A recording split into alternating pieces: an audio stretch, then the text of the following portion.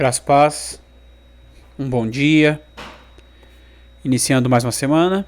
Peço perdão porque acabei ficando uma semana sem postar vídeo, tive alguns problemas com os programas que a gente utiliza na hora de editar e fazer toda a segunda parte desses vídeos.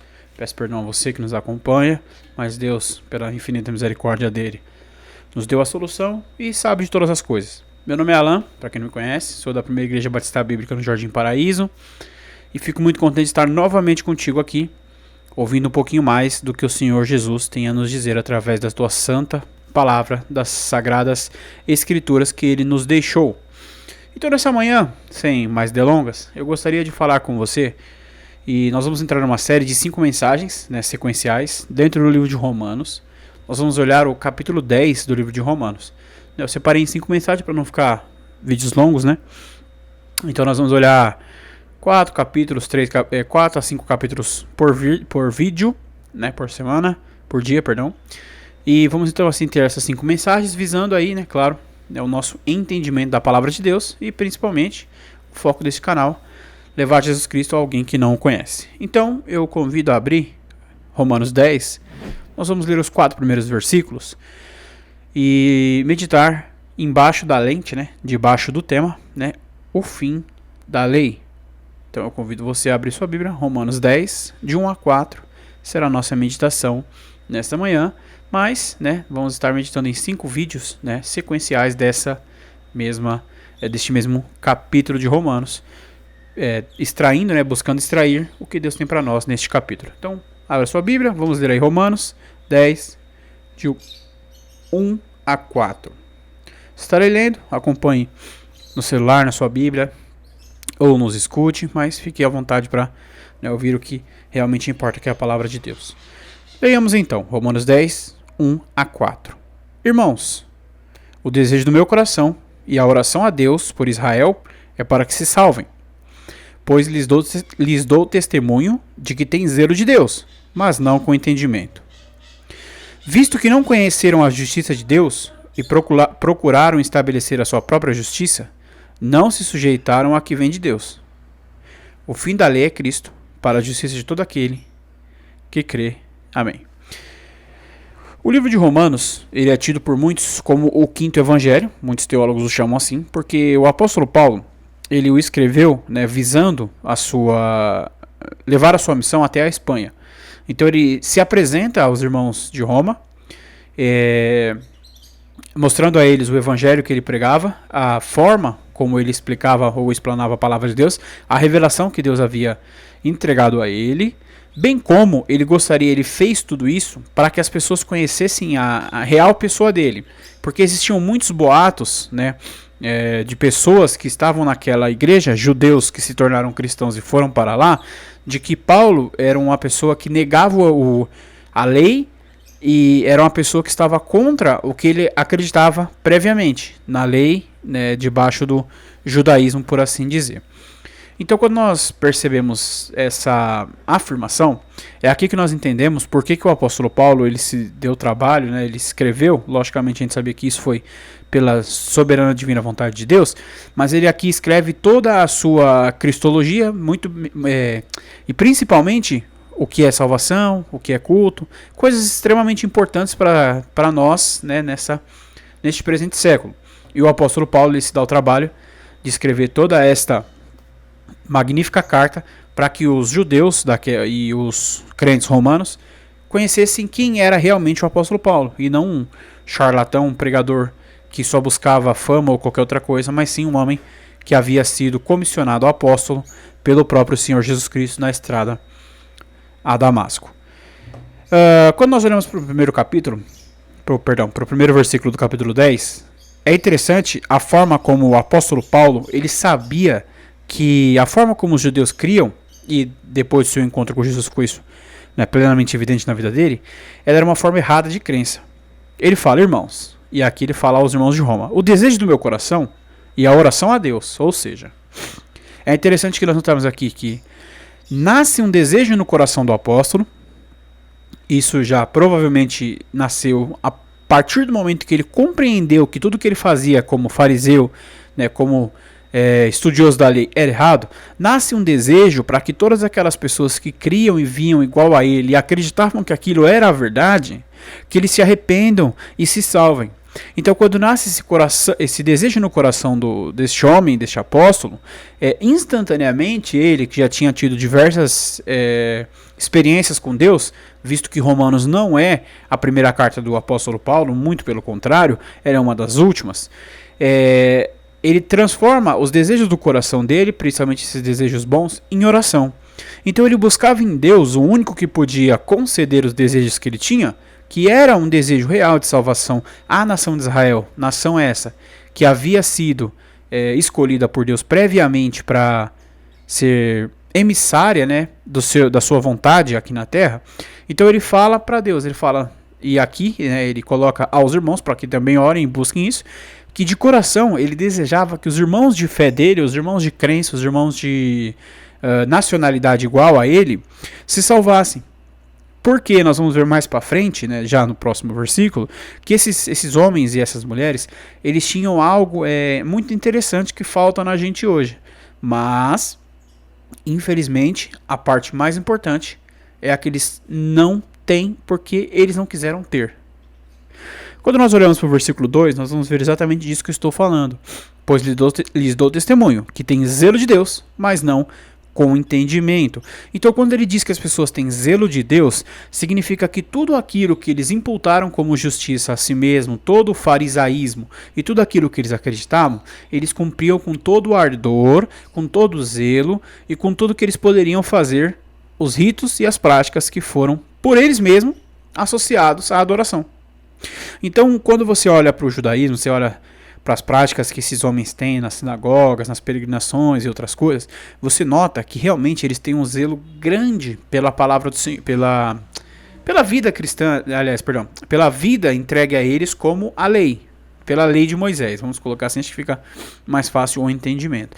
Infelizmente, quando nós olhamos para essa questão, a forma como eles se entregam à religião, a forma como a palavra de Deus havia se tornado, e ela é até hoje, parte das suas regras como país, né? Hoje é o Estado de Israel, né? O Estado moderno de Israel, mas a lei sacra deles, né? A lei que eles entendem como a lei de Moisés e dada por Deus, ela faz parte da justiça do país. Ele foi colocado ali junto com as suas leis, o seu estatuto civil e estatutos, né?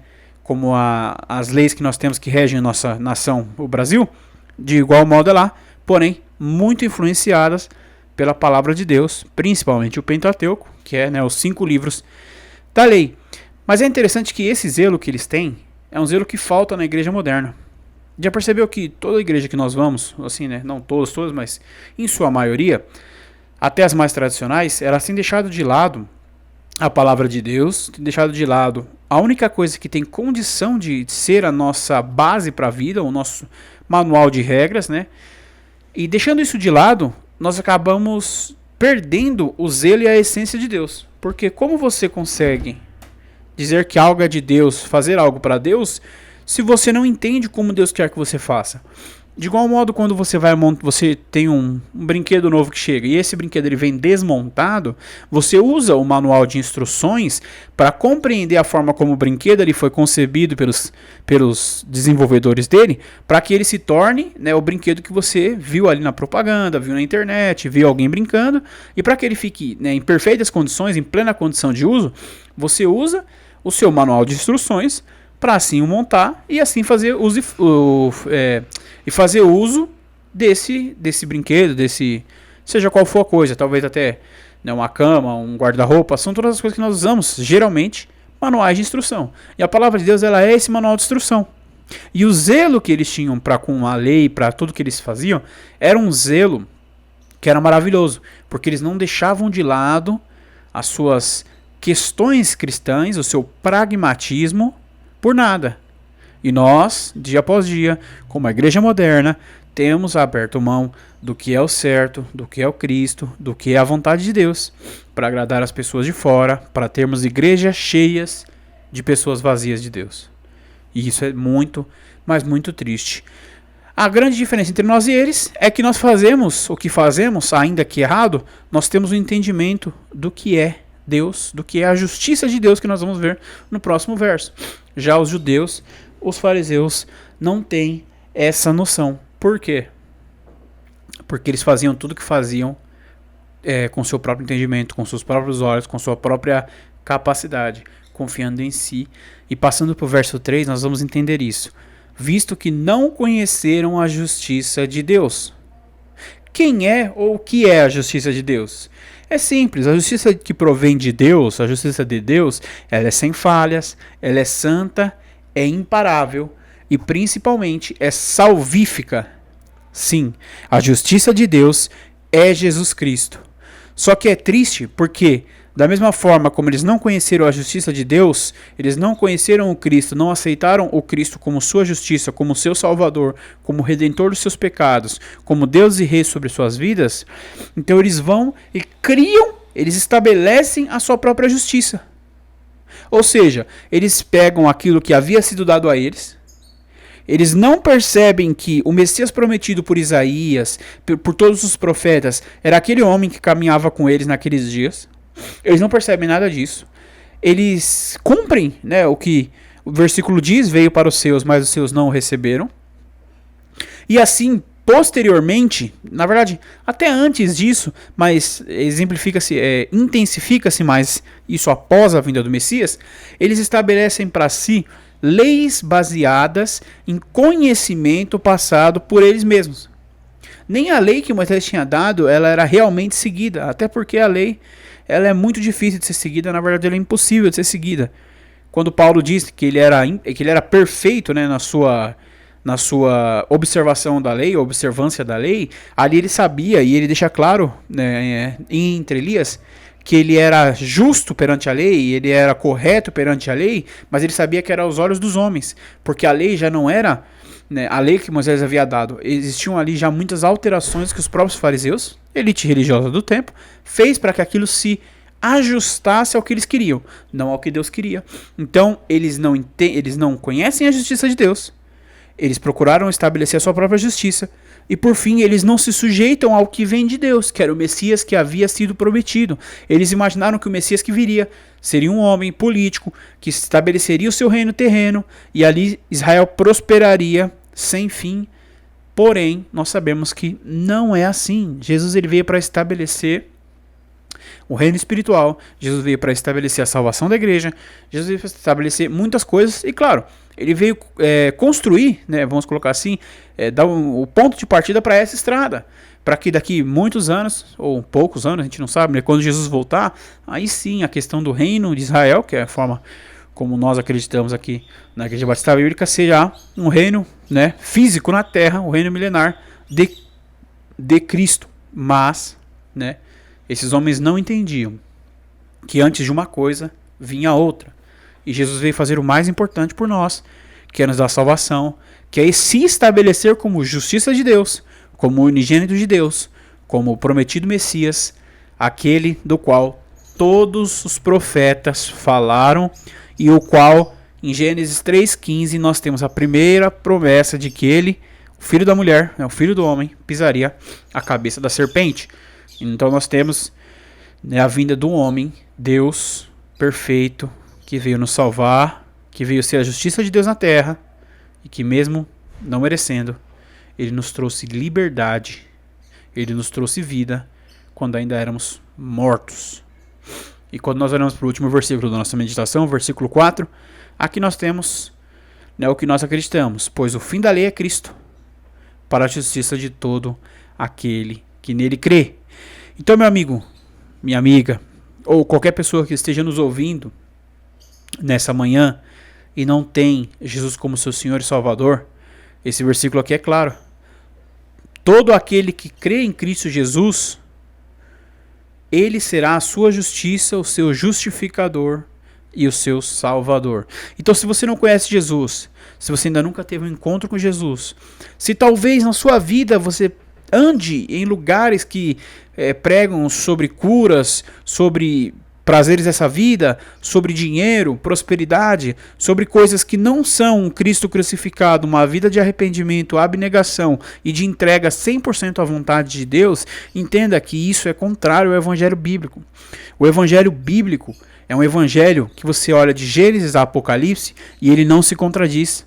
Agora, quando nós olhamos para essas seitas que falam somente de curas, de viver bem, de ordenar as coisas a Deus, tenha certeza, isso está contra o que a palavra de Deus, o que a Bíblia fala, e esses homens prestarão contas diante de Deus, e aí Deus mostrará a eles que o que eles fizeram foram coisas terríveis, porque o evangelho de Deus, o símbolo dele é uma cruz, que significa tristeza, dor, morte e humilhação.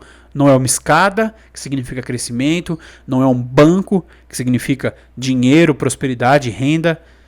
O evangelho de Jesus Cristo significa morte, tristeza e arrependimento presente, para que no futuro tenhamos paz, vida e felicidade eternas com Deus no céu. Então tenha certeza disso. Se o evangelho que se prega na sua igreja, no lugar que você frequenta, não é um evangelho de um Jesus crucificado que exige uma vida santa nessa terra, mas uma vida de qualquer jeito, tenha certeza, não é um evangelho puro. Se você lê a Bíblia, você vai perceber isso. Mas leia ela sem querer, com esses preconceitos, esses conceitos pré-estabelecidos. Leia tentando entendê-la e você vai perceber que a palavra de Deus ela é fiel e verdadeira, justa, porque Deus só fala coisas puras e justas, pois Ele é puro e justo. Então entenda isso. Se no seu coração você teve alguma dúvida, converse com Deus, procure uma igreja séria e ali entenda que o Senhor Jesus Cristo Ele deseja te salvar, deseja que você viva com Ele, desde que você entenda que Ele é Salvador, Senhor, soberano sobre céus e terra e o único que pode te salvar. Mas isso exige, a salvação ela é de graça. Mas para você custa tudo, sua vida de obediência e remissão dos seus pecados. E dia após dia, uma entrega e uma busca e uma procura de ser igual a quem? A Cristo. Que viveu, sofreu, morreu e ressuscitou. Jesus não foi rico aqui. Jesus não foi rei, não teve palácios, não teve nada. Jesus foi um carpinteiro, humilde. Jesus foi um homem simples. Um homem que morreu a pior morte. Porque a crucificação era para os piores pecados, não pecados, né? Os piores crimes cometidos pela sociedade daquela época. A maior punição era a crucificação. Então entenda isso. Jesus ele veio para libertar a gente deste mundo. Então se você ama este mundo e é amigo deste mundo, não é amigo de Deus. Certo? Nesse momento vamos estar orando, encerrando este vídeo. Te agradeço por ter nos acompanhado até aqui. Que Deus faça somente a vontade dele, pois ele é a única boa, perfeita e agradável, e que possamos fazer somente a vontade dele. Oremos. Santo Deus, Pai eterno, Deus santo, soberano sobre céus e terra, eu te louvo, Pai querido, por tudo que o Senhor tem feito. Tu és tão bom que sem ti não existe nada igual, Pai querido. Eu te louvo por tudo. Peço, Deus, que esse vídeo chegue até um coração, ó Deus, que não ouviu falar de ti, um coração que está no lugar errado, um coração que não conhece a verdadeira palavra do Senhor, o verdadeiro evangelho. E que essas pessoas, ó Deus, possam se converter e ir para igrejas sérias, ó Deus, seja quais forem, ó Deus, mas que eles tenham o entendimento de que nós não vivemos essa vida buscando prazeres nela, mas prazeres na vida eterna, na próxima, pois é contigo nos céus que nós viveremos felizes de tudo, mas que possamos sempre lembrar que o Senhor é melhor do que qualquer bênção, que o Senhor é melhor do que tudo, porque o Senhor é o nosso maior tesouro, Pai querido. Peço, Senhor, abençoe a vida de todas as pessoas que nos ouvem, abençoe essa semana, esse início de semana, que seja feito somente o teu querer, ó Deus, pois tu és maravilhoso. Eu te louvo por tudo, peço que o Senhor abençoe a todos nós, seja feita somente a tua vontade, pois tu és soberano sobre céus e terra. Eu te louvo por tudo, por Jesus. Amém. É isso aí. Muito obrigado por ter nos acompanhado até aqui. Que Deus lhes abençoe, né, conceda toda sorte de bênçãos na tua vida e que possamos seguir, né, a vida buscando sermos servos melhores de Deus a cada dia. É isso aí. Falou!